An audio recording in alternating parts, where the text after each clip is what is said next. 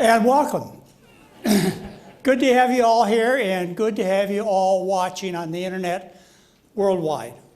I bet China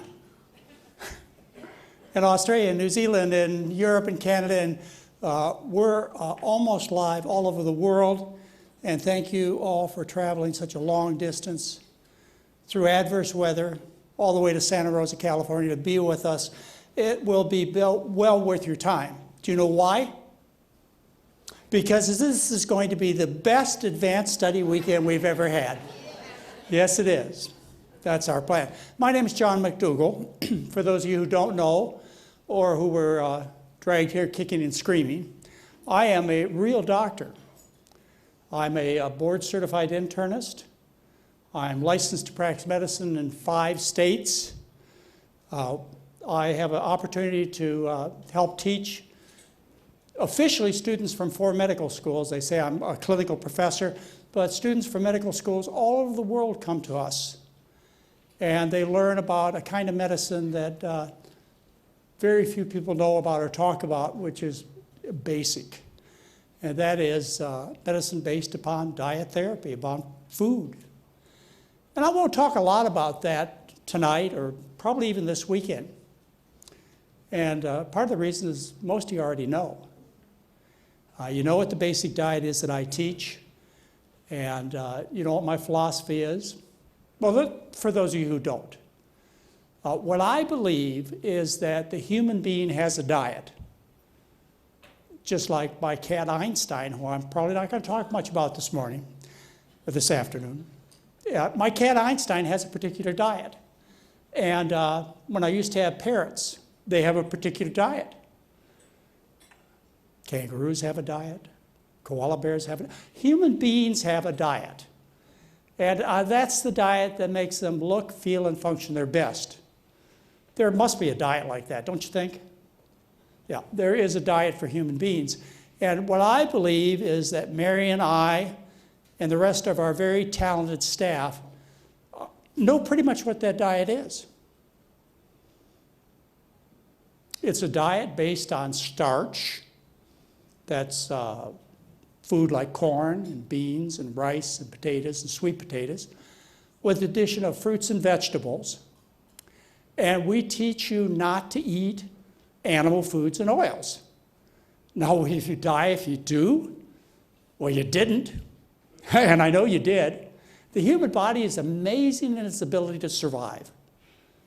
The human body will live on 2 packs of cigarettes a day, a half a bottle of whiskey a day, and hot dogs.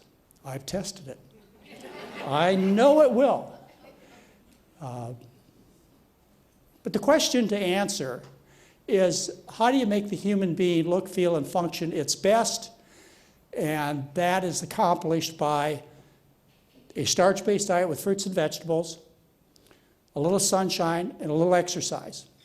Now, the second thing that I do that many of you really appreciate is I take people off medication, unnecessary medication, and I get them out of unnecessary surgeries, or at least I try. However, I have opponents, let's just say opponents. I have colleagues whose best interest financially and also ego-wise is to get you involved with drugs and surgery. Am I being too unfair, too aggressive, too early in the program? But that's what I believe. And so what we try and accomplish, either through the internet, like we're talking to you folks worldwide, or through one of our vacations, which I recognize at least a dozen of you were with us last week in Hawaii. Yeah? That was an amazing trip. We spent a week with 150 people on Kauai. So we do a little education there, and we feed you really well.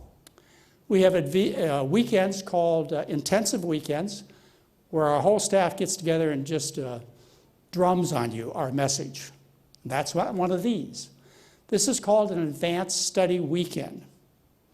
As you listen to this weekend, don't be surprised if there are opinions that don't meet with what Dr. McDougall and staff say. The purpose of this weekend is to bring other points of view in here. Now, I haven't brought in people that are just downright liars and crazy. I haven't done that. But maybe someday I will. But I have brought people who don't necessarily agree with me in terms of medical care or diet, but I ask them to come here because they have something important to tell you. That's what this weekend is about getting other opinions, other people that can bring ideas about your medical care, conservative medical care. That's what this is all about. Sick people take drugs and go to surgery. Conservative medical care and also good eating.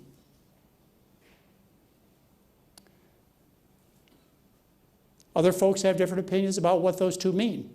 But I am very clear about what I mean and what I say, and you can get it all free on our website. How many videos have I done? 40, 50, 60. They're all free. This weekend, of course, is not free, nor by the internet, but it's a very reasonable message, and our newsletters are free. Sometimes people ask us, why do you give everything free? And the answer is, well, at one time, nobody would buy it. Yeah. But the other reason is I'm nearly 70. Mary's nearly 71. And we can do things like go to Hawaii with you, go out on the sailboats, watch the whales, go in the water, have fun. We can do all this at our age. Play with the grandkids. Work hard like we're going to do this weekend. We're able to do this. And we were given this great gift 40 years ago, this great gift of knowing how to take good care of yourselves in terms of food. And because of that, we feel obliged, obligated, privileged to offer you the same thing for absolutely no cost at all. But we're sure glad all of you came. The food will be worth it. The companionship will make it twice the value we ever thought it would be this weekend. It's the Advanced Study Weekend for February 2017. What I like to do, after I've been clear about what we eat a starch-based diet with fruits and vegetables, we go for a walk and get some sun. After I've made all that clear, and you're going to hear speakers here that don't necessarily agree with me, after we get that clear, what I like to do during this first introduction is that I like to tell you what I've been doing over the last 6 months in terms of things that interest me, and I write those things in newsletters that I send you every month. And those newsletters require a week or two of my effort, and most of the things that I'm going to tell you tonight I learned way back then, 6 months ago, 4 months ago, 5 months ago, 3 months ago, and so on. But I'd like to share with you some of the things that have piqued my interest and caused me to want to learn more and be a better doctor. A few of the subjects that I've addressed in the newsletters. The first one is the popular thought that sugar feeds cancer. It's one of those things, everybody knows it to be so. Sugar feeds cancer. The people who promote that are, I'll call them, they're my enemies. They're your enemies too. These are people who are into the low-carb movement. Low carb means you don't eat rice, corn, potatoes, sweet potatoes, beans, peas, and lentils. Instead, you eat cows, pigs, chickens, fishes, and the secretions of those animals, mammalian secretions of those animals. That's what they recommend. Atkins, wheat belly, grain brain. I mean, I could go on. But they're the low-carb movement, so they tell you it's carbohydrate, it's sugar. Well, when I say sugar, I generally mean rice, corn, potatoes, beans, peas, and lentils. When they say sugar, they initially tell you white sugar, but then they go on and say, no, we also mean rice, corn, beans, potatoes, sweet potatoes, etc. So if they just stopped at sugar, like table sugar, I could live with it. But they don't. They go on and demonize the foods that you need to eat. Now, just to be clear, and I am becoming popular enough that I am attracting a few detractors who will try and confuse you. But just to be clear, I know that table sugar is not good for you, but tastes good. It rots your teeth. It's incomplete calories, in fact, empty calories. It'll raise your triglycerides. So it's not health food, but it does add to the flavor. And so what we do as a general recommendation is we recommend you eat oatmeal. By the way, this was a problem morning before last because Mary and I have oatmeal and blueberries every morning for breakfast. And my oatmeal gets sprinkled, if at all, with just a tiny bit of sugar. But the bowl I got 2 days ago was probably a whole teaspoon of sugar. She mixed them up. Mary did. So we use a little simple sugar in the food. We use a little salt on the surface of the food. But we do not recommend a bowl of Fruit Loops and a half a bottle of sugar. So let's get that right. So the low carbers, what they say is that sugar feeds cancer. And we all know sugar rots teeth. And sugar is a bad guy, and we're glad it's been outed, sugar. But the low carbers are missing the elephant in the room. And the elephant in the room is the animal foods and vegetable oils. Now, why do they miss the elephant in the room? Well, I know part of it is because that's the way they eat, and it shows. Take a look at many of these low carbers. We won't go into that. But they look like they eat all those animals and oils. That's part of the reason, plus industry. Industry, as I see it, and I know this is what happened, is it got to a point in the 70s and 80s where the public knew it was the food. So they had to make a sacrificial lamb. Rather than destroying the poultry, the pig, the cow industries, they decided to sacrifice the sugar industry. And it's worked well. It's kept people's focus of attention off the real problem, which is the animal foods and oils. So these people who are on the low-carb message, they're going to tell you the most frightening thing in the world, don't eat sugar. It's going to cause, sure they say cause, but more frightening, it's going to promote the growth of cancer. Now, I've been at this a long time. Next year, I'll have been in medicine for a half a century. Yeah. I've been doing what I do now for 40 years. So I've seen a lot. I've seen things come and go, but there are things that are the truth that have come, and the only reason they're gone is because the money doesn't keep your focus of attention on these things. One of the major things that was published was in 1982, a thorough scientific review by the best of our researchers. It is called, you can still get it, it's called Diet, Nutrition, and Cancer. And it was put out by the National Research Council. And this is what they said in this huge document. They said, and you can read it, the evidence from both epidemiologic, which are population studies, and laboratory studies is too sparse to suggest a direct role of carbohydrate, possibly exclusive of dietary fiber. Fiber is not a digestible carbohydrate. It's just chains of starch, but the linkages between the glucoses are non-digestible. So these chains of sugar, they persist through the digestive tract. That's fiber.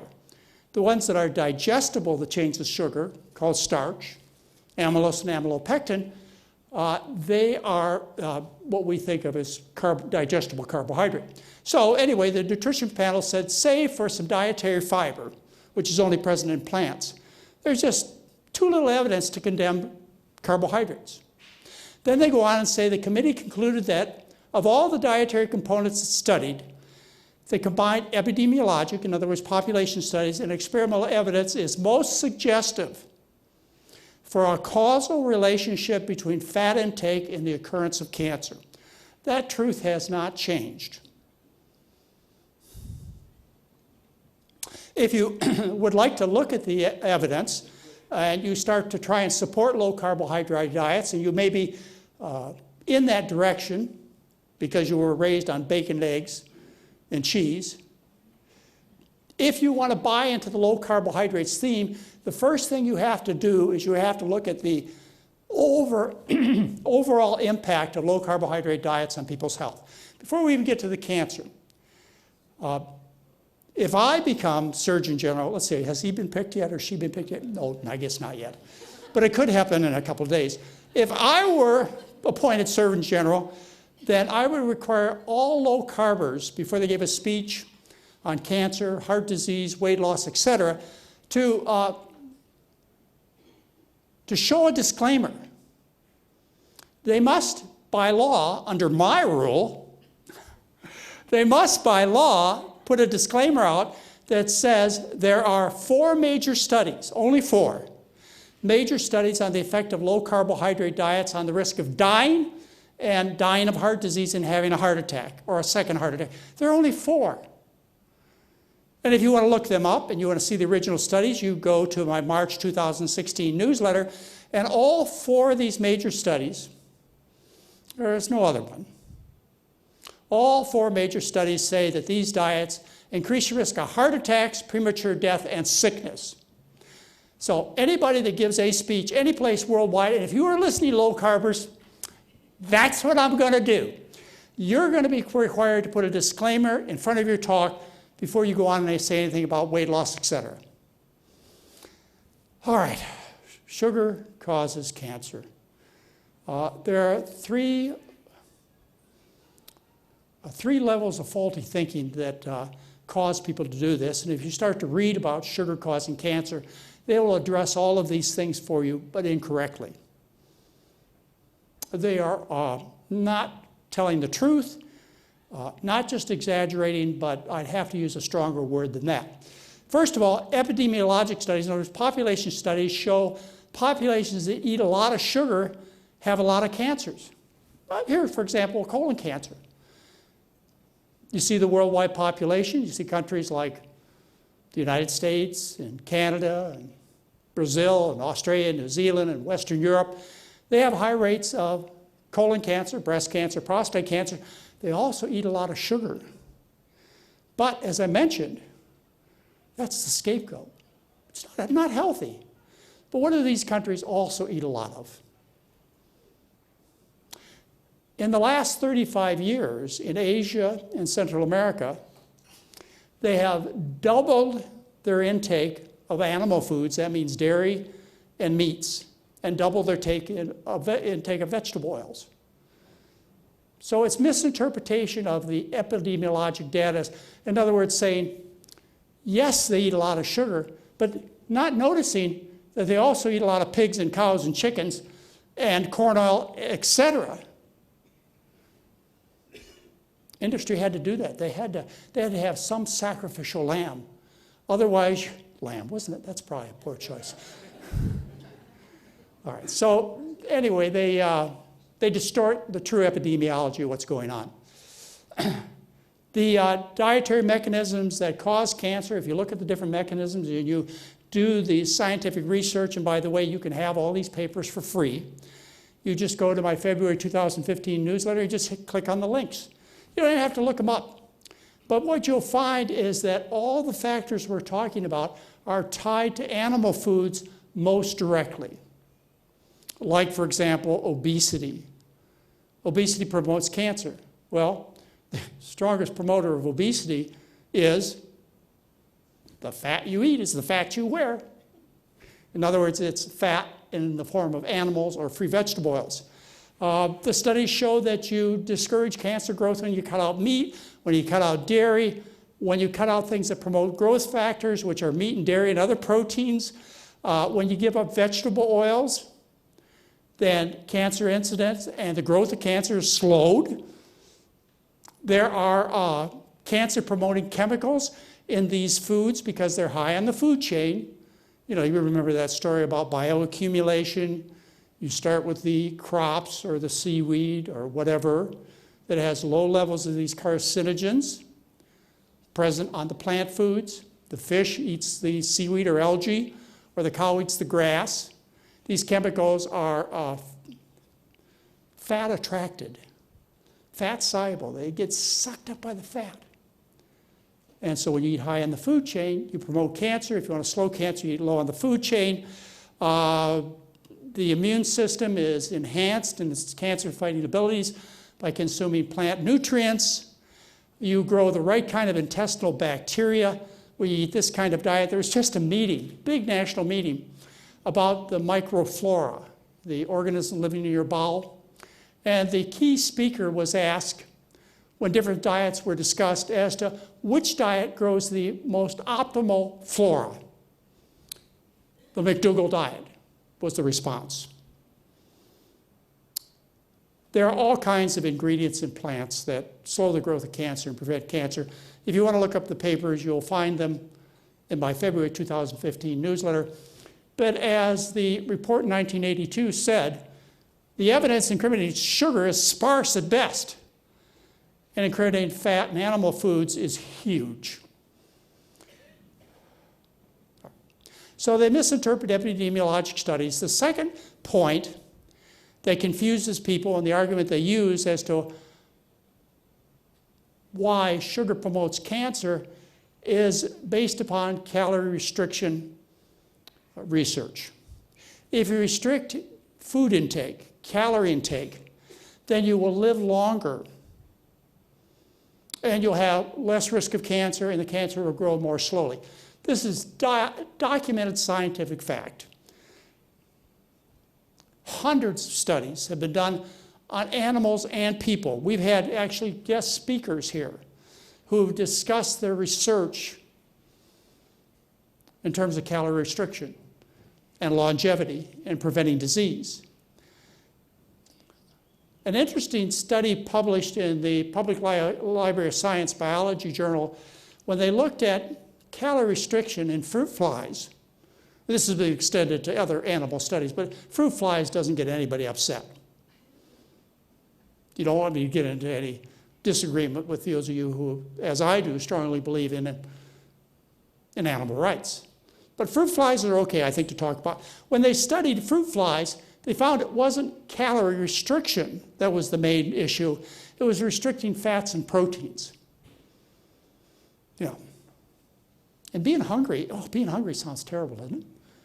And how many people could do this? Fontana is the doctor's name who has been here, who has talked on this stage about calorie restriction. You remember him, some of you have met Dr. Fontana. And he asks his people, his patients, to go hungry. That's one way of approaching it, but I have another, I think, better way to do it, done by Lauren Listner. A research study that he and his group did back in 1987, they published it. They took people and they put them in a live-in situation where they had full control of their food. Complete control of their food. And they made the food, and they would make biscuits and breads and soups and stews that all looked the same and tasted the same. However, what they did as an experiment is they changed the amount of fat in the various foods. And they told people to eat as much as you want. Completely unrestricted, no portion control at all. And this is what they found. Is that which is the top line, when the diet was 40 to 50% fat, the average calorie intake was 2,600 calories a day. Unbeknownst to the participants, they dropped the fat intake from 45 to 50% down to 30 to 35%. And their calorie intake dropped about 400 calories, spontaneously without thought. And then they dropped their fat intake down to 15 to 20%. By the way, what you're eating here is 7% fat. And what they did is they spontaneously dropped their calorie intake by 600 to 800 calories a day.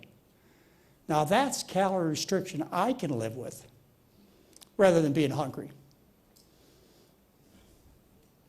Another presenter that we've had here at this Advanced Study Weekend is Dan Buettner. Do you remember him? Phenomenal. The Blue Zones, he's made a huge change in the world by his writings, which began, I believe, in 2006 in National Geographic. What they did is they looked at populations in the world where people lived the longest and healthiest. The most centenarians, people who live past 100, in various populations of the world. And he identified different populations to talk to them about them, like people in Loma Linda, California, and Nicoya, Costa Rica, and Sardinia, Italy, and that's a tough one. Ikaria, Greece, probably not right, but close enough, and Okinawa, Japan. Now, what he discovered, and actually it was interesting to have Dan Buettner here. On 2 occasions, we had some interesting conversations. One of the things I asked Dan on our first discussion, he talked about how they were plant-based, they ate lots of vegetables and so on. I said, but did you consider the fact that all of these people ate starch-based diets? That was an aha moment for Mr. Buettner, and everything made sense, a lot more sense, I think, to him.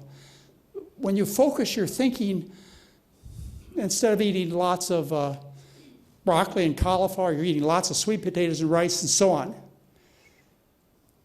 These people have much less cancer, they eat more carbohydrate, more sugar. Each one of these populations eats more sugar. The studies done on the Loma Linda population showed back in the 1980s they had 1/4 of breast cancer. People living in California, women living in California, because of their Loma Linda Seventh-day Adventist diet. They eat lots of sugar, they have less cancer.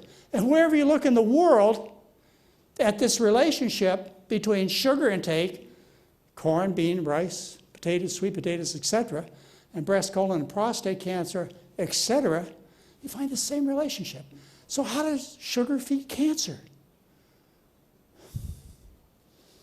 All right, the third problem with, this one's a little more complex, and if some of you tune me out, that's fine.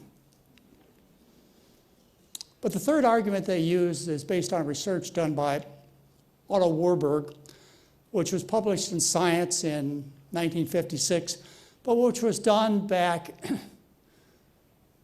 in the 30s, 40s, and 50s. Dr. Warburg, a German scientist, he discovered the origin of cancer. And by the way, if you look at cancer researchers today, the vast majority believe Otto Warburg was correct. This is not a minority opinion. The origin of cancer.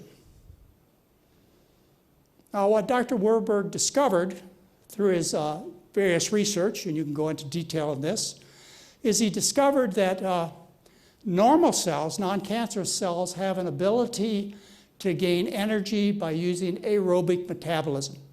In other words, a normal healthy cell, it can use oxygen to produce a lot of energy, called ATP. What happens to change a normal cell into a cancer cell is the respiratory mechanism of the cell, which is in the mitochondria, is damaged.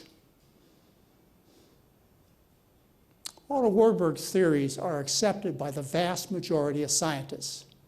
So cells can no longer use oxygen to make lots of energy.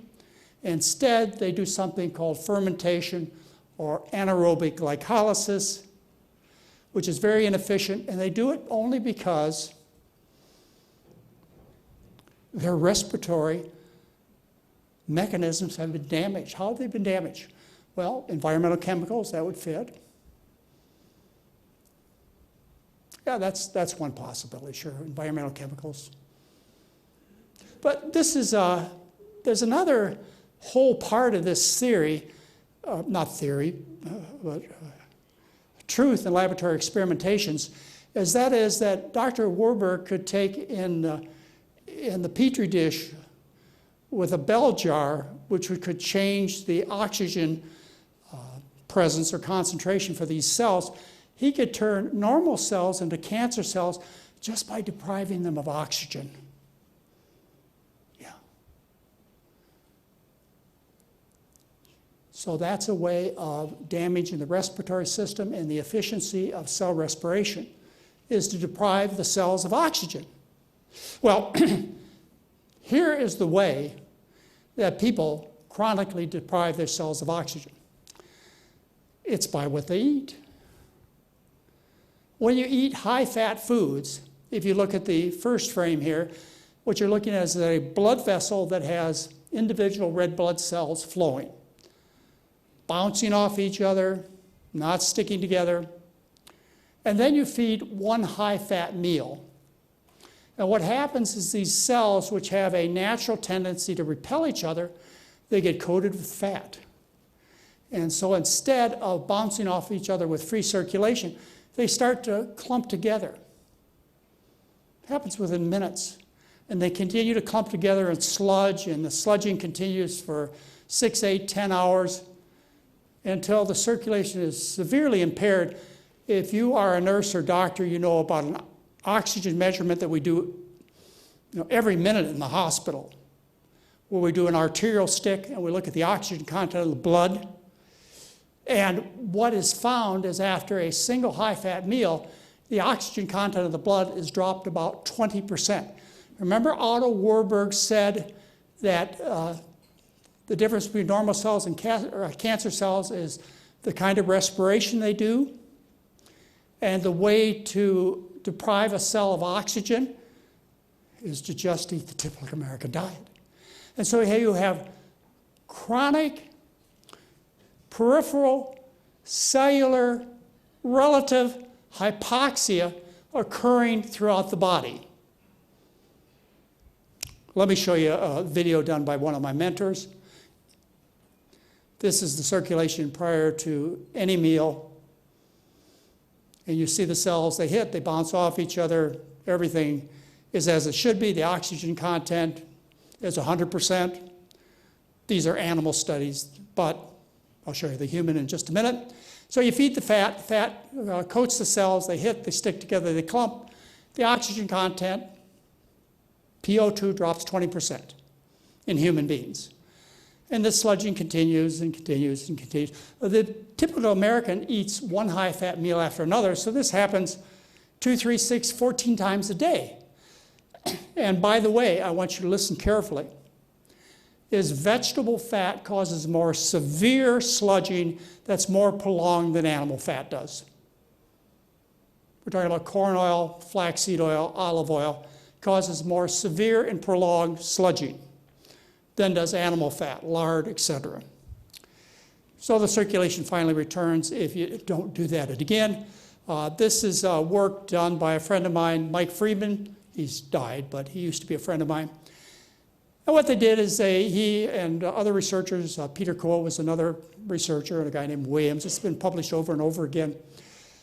In this particular study, what they did is they took a 44-year-old fireman. They took a picture of the white of his eye. You can see that with the microscope. And you see on your left-hand side the picture prior to any meal. This is the conjunctiva, or the white of the eye. Lots of circulation, lots of blood vessels. Then they fed this fireman one meal, and they did this on multiple people. This is just one example. One meal that contains 67% of the calories as fat. Let me describe the meal to you. 2 eggs, 4 strips of bacon, milk, cream, bread, and 2 pats of butter. Have you any others of you ever had that besides me? Well, you see the change in the circulation in his eye 4 hours later, which is the frame on the right-hand side. A dramatic reduction in the number and the size of the blood vessels. And if you measure the PO2, the oxygen tension in the blood, it drops 20%. So you create chronic hypoxia, low oxygen tension at the cellular level, which fits into Otto Warburg's whole discussion, which the low carbers misinterpret to prove that feeding sugar makes cancer cells grow faster. Not true. Damage in the respiratory system, creating hypoxia, does make cancer grow more aggressively. And that's what the science says. Finally, the American Cancer Society recognized February 13th of 2015 in its official publication. It recognized and told doctors, oncologists, general practitioners, family practitioners, told doctors and dietitians that when patients get cancer, if you switch them to a more prudent plant-based diet, they will live longer. How many physicians do you think include this as part of their patient visit when somebody comes in with breast, colon, or prostate cancer? Not many. No. But anyway, that's what the truth is. I published the first study on the dietary treatment of cancer in 1984. And if you go to the February 2015 newsletter, you'll find dozens of studies. This is not a cherry-picking bias selection of the literature. It's what the literature says is that if you eat well and you have colon cancer, or you have breast cancer, or prostate cancer, or melanoma, if you change your diet, you will live longer. All right. So that was one newsletter that I got involved in. You can tell I had a lot of fun with that. But the next newsletter I got involved in was, it was the dairy industry's fault. It wasn't my idea. I didn't plan on doing this. But they put out an ad for chocolate milk as nutrition in disguise. Yeah. You can look up the ad. Here it is. I'm not going to play it for you. I'm not going to give them credit. But here's a mom with children. Could I add this is child abuse? I wouldn't say that. My brother, Dr. William McDougall, internist, physician, is here. And we were raised in a similar environment, and he may be able to relate to the stories I'm going to tell you. And so some of you may be able to too. When I was a young boy, say 5, 6, 7, 8 years old, we would have a milk break, or a break in the morning, where they would serve tomato juice that was unsalted, which was unpalatable. I couldn't drink it. Now, Bill, which is what I call him, Dr. William McDougall, and I, we were raised in a family with great parents, but very low income. And I remember that I was confronted with a guilt issue because, the way I was raised. My parents had to be prudent. And so my choice, since I couldn't eat the unsalted tomato juice, my choice was either white milk at 2 cents or chocolate milk at 3 cents. I couldn't get the white milk down. I had to drink the chocolate milk. Nutrition in disguise. That was 65 years ago. And this is now. If your kids can't stand the disgusting taste of white milk, we have an answer. We'll fill it full of sugar and chocolate so they can get it down. Well, the basic problem is, first of all, is that cow's milk is not designed for human beings. Those 12 people who raised their hand here who were in Hawaii with us last week, we had a chance to see these amazing mammals who would come up right next to the boat and they would wave a big flipper at us. And right next to Mom was her calf. And they go to Hawaii to breed and to calve. And they don't eat, Mom doesn't eat in Hawaii. And she doesn't eat until she gets up to Alaska, which some of you were with us 7 months ago in Alaska, where they were eating.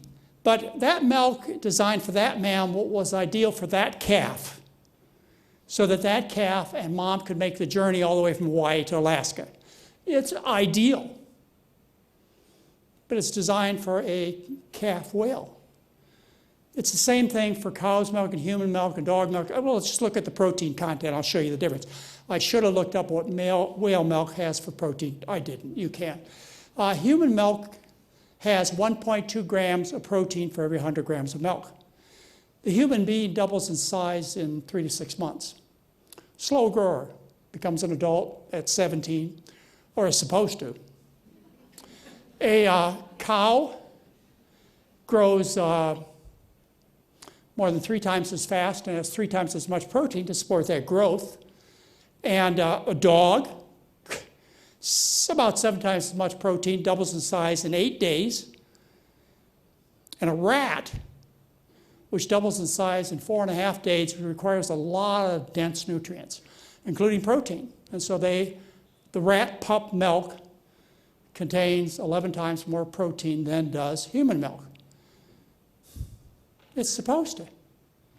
So why shouldn't people drink cow's milk?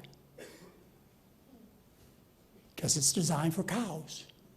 can you imagine what you would look like if you ate whale milk? Oh, well. Anyway, the nutritional label on cow's milk, it's high fat, even though this is 2% cow's milk. 2% is like 40% fat. It's another deceptive way of presenting the figures. But by weight, it's 2% fat. And ideal in protein content for cows. But then what they do is they take this disgusting white fluid, highly contaminated with chemicals and microbes, and then what they do is to make it palatable is they provide it as nutrition in disguise. They put 23 grams of sugar in it and a whole bunch of chocolate so your kids can drink it. The consequence of cow's milk, you can go to my October 2016 newsletter. You don't even have to look up the references. You can just click on the links. And I talk about autoimmune diseases such as arthritis and constipation and kidney damage and bedwetting problems and asthma, etc. Those are the autoimmune problems caused by the cow milk. Protein, undeniable, by the way, except for an industry that dedicates over $200 million a year to convince you otherwise. That's just for their ads. The milk is high in sugar, just naturally. The milk is about 30% sugar. And then when you make it low fat, it becomes about 50% sugar as lactose. And then they add another 23 grams of sugar. And so it's very high sugar, which adds to obesity. It doesn't cause obesity, but certainly is calories and adds to obesity. And the milk sugar is non-digestible by most of the world's population. I remember getting into an argument in Sacramento with a dietitian from the state of California.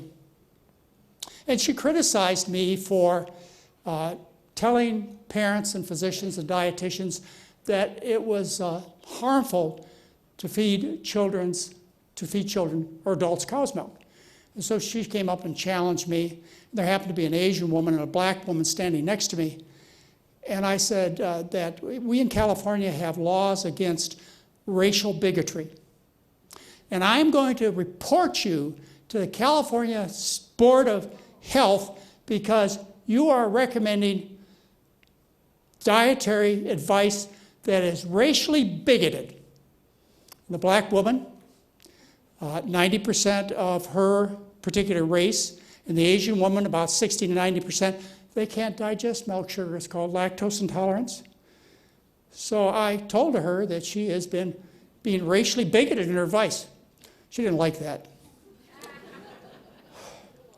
And then cow's milk is 50% fat, whole milk, and low fat is about 38% fat, and 1% is about 18% fat. This is by calories. They advertise it by weight, but they got the money. They can lie. Just, their prerogative. All right. So let me kind of change the gear of everything. Let's talk about a loss in my life that occurred recently. There are two men. They just happen to be men. No gender issues involved. They just happen to be men. There are two men in my career in 40 years that I could hardly wait until the next word spilled from their lips. One was Nathan Pritikin. The other one died 2 months ago. His name, Henry Heimlich. Henry Heimlich, yeah. Anyway, the world lost Henry Heimlich at age 96 in December. I knew Dr. Heimlich. Let me introduce you to Dr. Heimlich.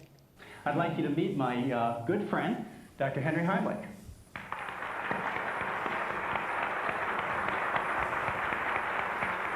Well, first of all, what you're doing is you push upward on the diaphragm. Mm-hmm. That goes up into the chest, makes the chest smaller, and that gently compresses the lungs. There's no pressure buildup.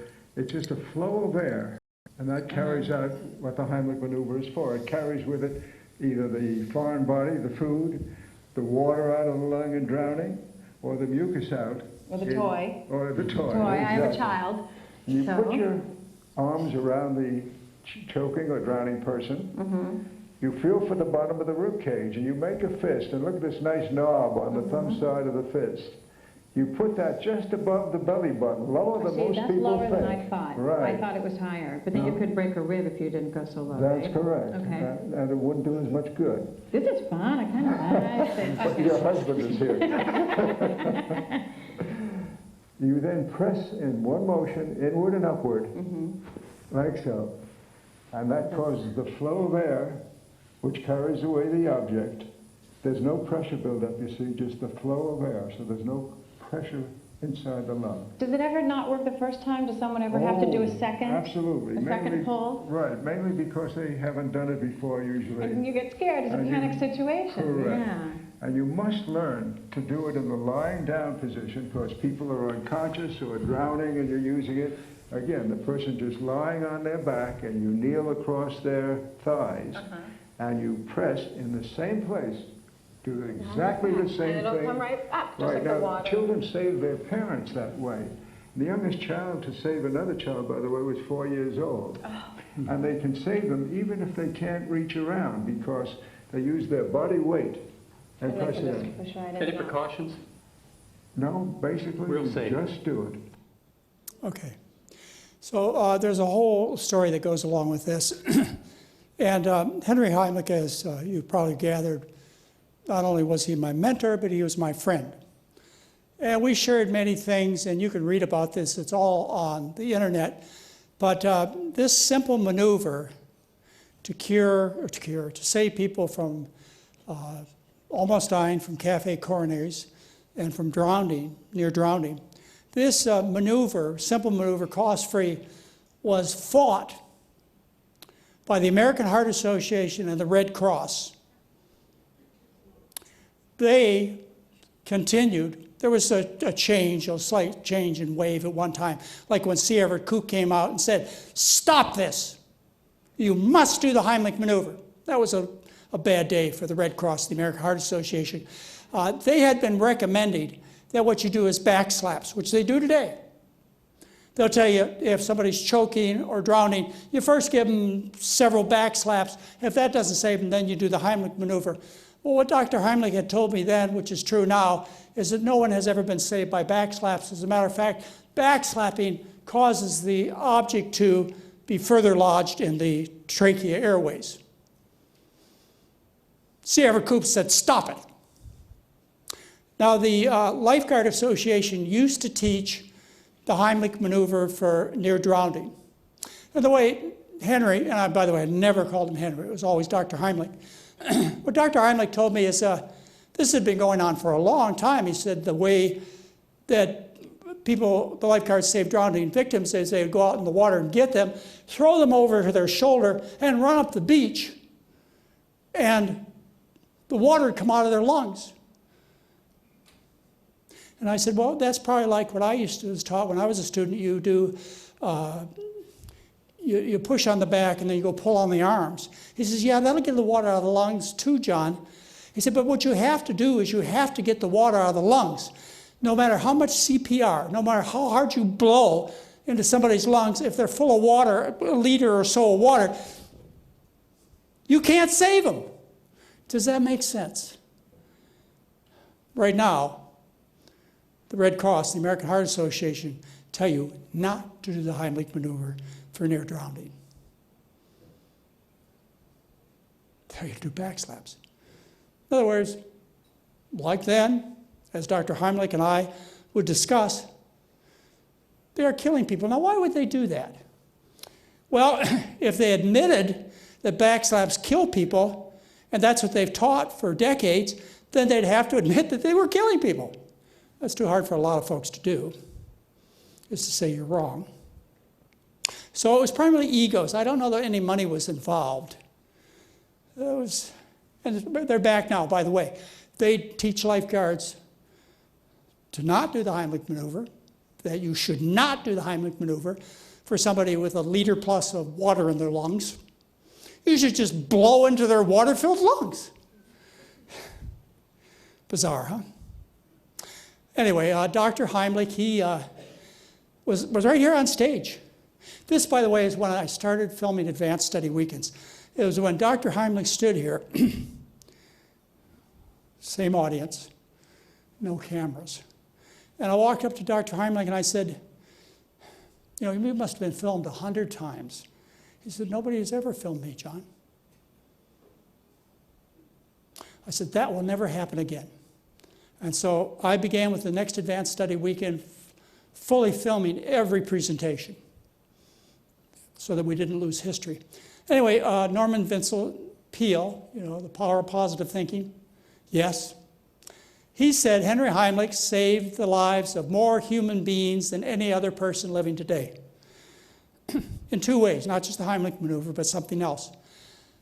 One of my greatest honors in life is that when Dr. Heimlich got sick, he came to me for help.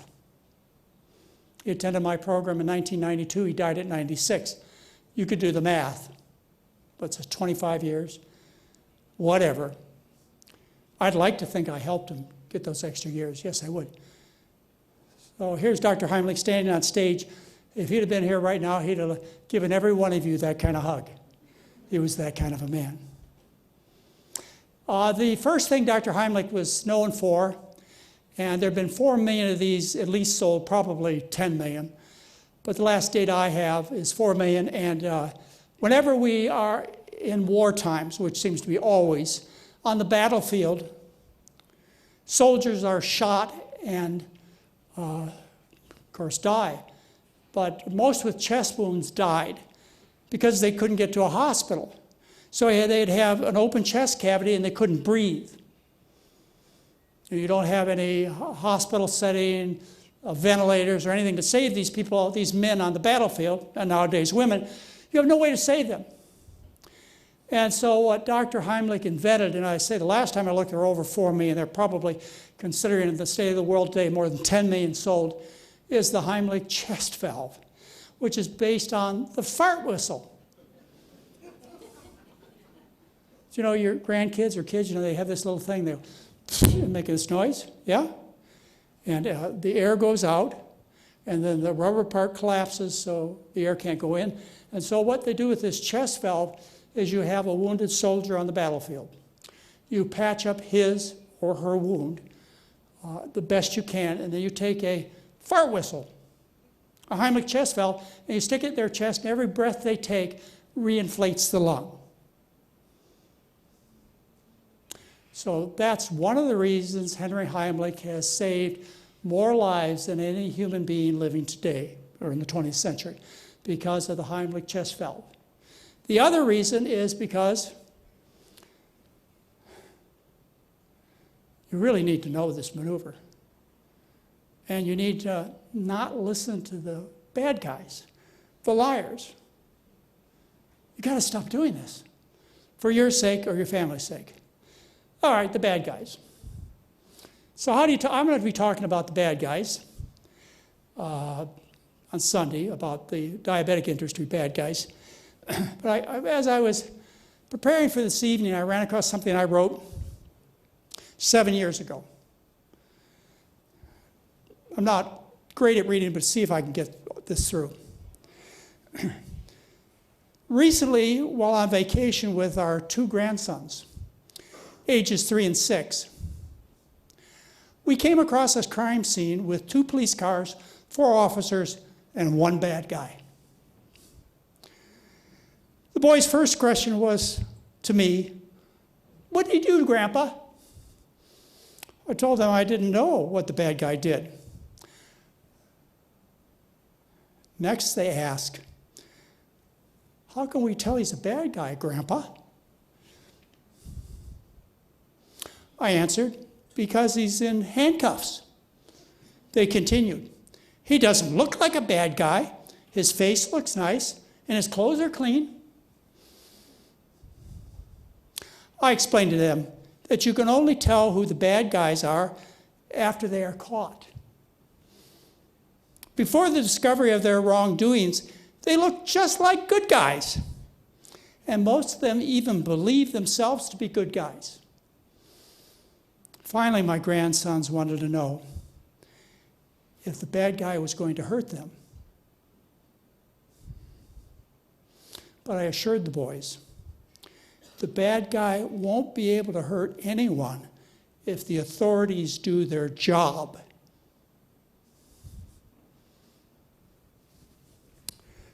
All right, we have a great dinner planned for you. Thank you very much. Welcome to the Advanced Study Weekend, and all of you watching around the world, thank you for tuning in. Thank you.